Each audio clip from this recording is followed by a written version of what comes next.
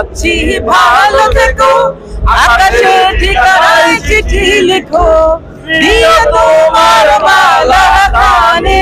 কিছু গরম প্লাস সবার এনার্জি মিলিয়ে খুব চমৎকার একটা পরিবেশ। আমি ঘামছি বাট এটা আসলে এনজয় করা, কারণ এরকম সুযোগ হয়তো আসলে পাবো না। আজকে 2000 বন্ধু সারা দেশ থেকে এখানে আসছে। এই যে মিলন মেলা, এটা আমাদের জন্য অনেক বড় পাওয়া। আর এখানে আজকে মোটামুটি ইভেন্টের আমরা 40-50 জন আছি। আমাদের গতকালকে জাস্ট 2 ঘন্টা ঘুমিয়েছি, প্লাস গত এক সপ্তাহে আসলে ঘুম ওরকম হয়নি। আমরা কিন্তু আসলে কেউ প্রফেশনাল মিডিয়ার মানুষ না, সবাই চাকরি বাকরি করি। মোলাকাত তো করতে পারছি না, কারণ অনেকগুলো কাছে দূর থেকে জাস্ট একবার হাই দিয়ে বাই দিয়ে কোনো রকম একটা হাঁক দিয়ে বলছে দোস্ত কোথাও যাবি না। Cinematic display, photography master, performance expert, NextG N9.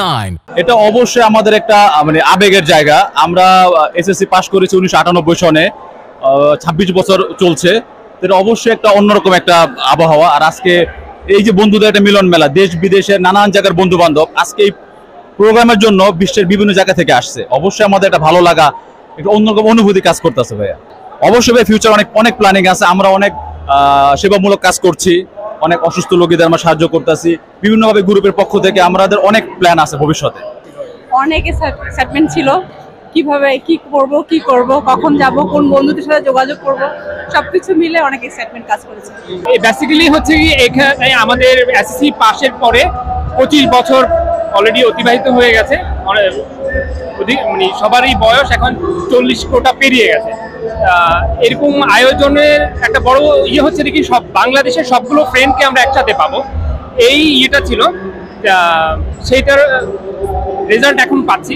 Day long programme, মজা মজা আর মজা, এছাড়া আর কিছু না, শুধুই মজা। বাংলাদেশের বিভিন্ন প্রান্তে ছড়িয়ে ছিটিয়ে থাকা 1998 এবং 2000 সালে যারা এসএসসি এবং এইচএসসি পাস করেছে তাদেরকে নিয়ে আজকের এই গ্রুপ।